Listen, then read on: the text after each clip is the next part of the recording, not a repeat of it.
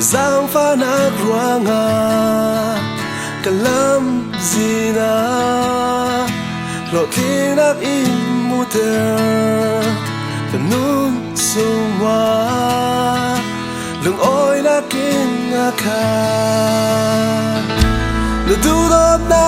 kin akha mi kay na salpa na giang pha na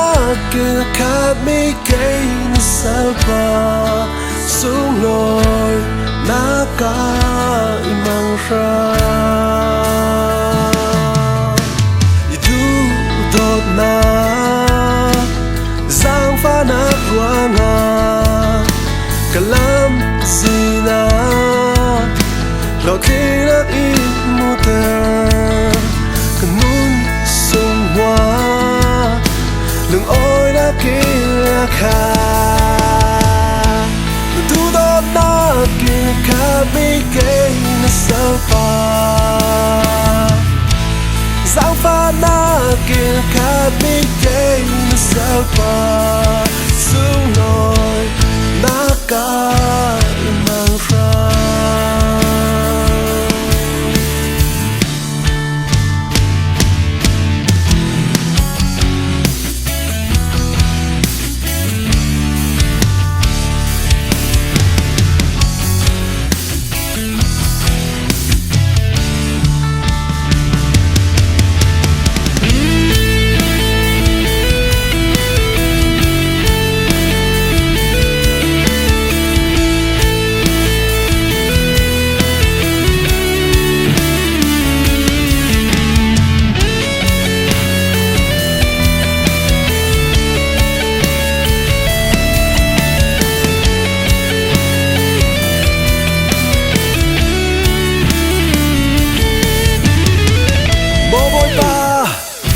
salak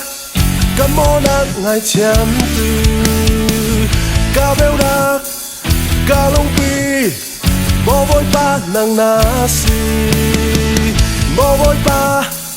ka salak kamonak ngai cham tu ka beu dak ka long pi bo voi pa nang na si kil khat mi kay na salpa na giang pha na kil khat mi kay na salpa